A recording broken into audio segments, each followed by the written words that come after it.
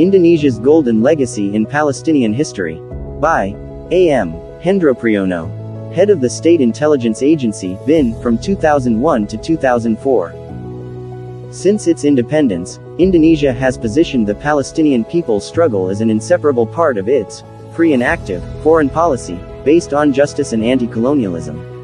In 1945, President Sukarno stated that, as long as the Palestinian people are not yet free, Indonesia is not yet fully free.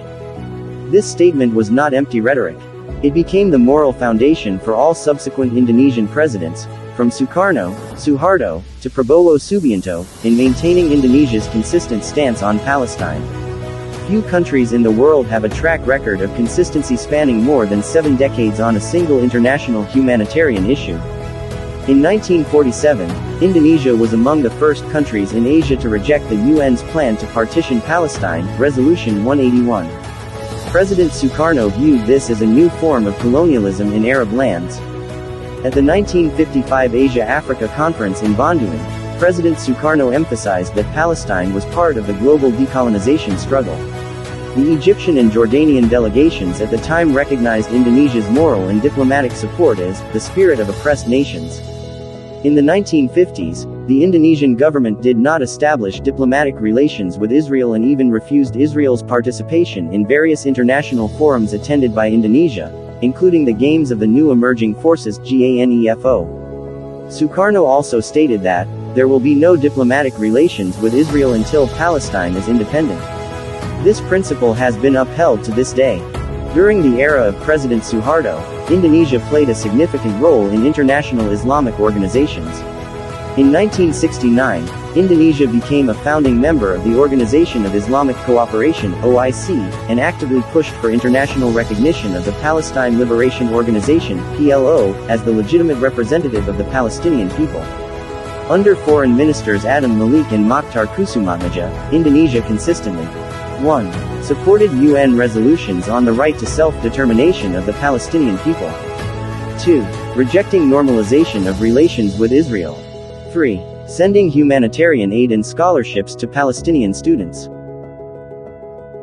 Suharto also instructed that a PLO embassy be opened in Jakarta in 1989, making Indonesia the first Southeast Asian country to grant official diplomatic status to Palestine. This move served as a powerful symbol that Indonesia was not just talking, but placing the Palestinian cause at the heart of Asian diplomacy. Once the government reformation era began, bilateral relations became more concrete. In 2004, President Megawati Sukarnoputri signed a joint communique with Palestinian President Yasser Arafat, affirming Indonesia's support for the establishment of an independent Palestinian state, with East Jerusalem as its capital. From 2006 to 2010, President Susilo Bambang Yudhoyono distributed humanitarian aid through the National Disaster Management Agency (BNPB) and the Ministry of Foreign Affairs, and organized the Asia-Pacific Conference on Palestinian Development. In 2012, Indonesia co-sponsored the UN resolution that elevated Palestine's status to a non-member observer state. Medical aid, scholarships, and political support continued to flow from Jakarta to Ramallah and Gaza. Under the leadership of President Joko Widodo and Defense Minister Prabowo Subianto, now President, support for Palestine has been elevated, from a symbol of solidarity to a strategic diplomatic initiative. 1. An international forum and support at the UN. Indonesia hosted the OIC Extraordinary Summit in Jakarta in 2016, which resulted in the Jakarta Declaration for Palestine. 2. Humanitarian diplomacy in Gaza. Since 2023, amid the fighting in Gaza, Indonesia has sent medical and logistical aid, including the construction of the Indonesian hospital in Beit Lahia, North Gaza, which has become a symbol of Asian solidarity. 3. Prabowo Subianto's role in the peace process, 2024-2025. As defense minister and now president, Prabowo Subianto has played an unprecedented role in the Gaza conflict, such as attending the peace conference in Cairo, Egypt, and conveying Indonesia's commitment to mediating and stabilizing Gaza. Offering to send 20,000 Indonesian peacekeepers under a UN mandate, a bold move never before offered by any Arab country. Declaring Indonesia's readiness to accommodate Palestinian orphans and the wounded for treatment in Indonesia. emphasizing that Indonesia will not normalize relations with Israel before Palestine is independent, but will remain open to constructive humanitarian diplomacy. These steps mark a transformation in Indonesian diplomacy, from that of moral observer to an active peacemaker. Indonesia's steps under President Prabowo Subianto have the following significance. First, it demonstrates that non-Arab Muslim countries can play a significant role in Middle East stability. Second, it strengthens Indonesia's position as an independent moral force in the Islamic world, not subject to any bloc.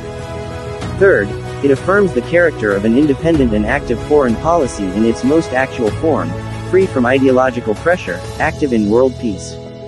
No Islamic or Arab country has ever succeeded in positioning itself as a mediator in Gaza with the military, humanitarian, and moral capacity that Indonesia is currently doing. This exemplary history is not written by silent nations, but by those who dare to step beyond the limits of rhetoric.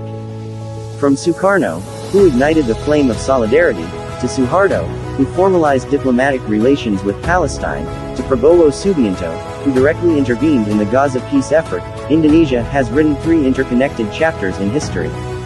Now, Prabowo Subianto's actions during a time of extreme suffering for the Palestinian people have made the world remember Indonesia not only as a friend of Palestine, but as a moral architect and a real mediator of peace in the Middle East. This is Indonesia's golden legacy that will be forever etched in Palestinian history. Thank you.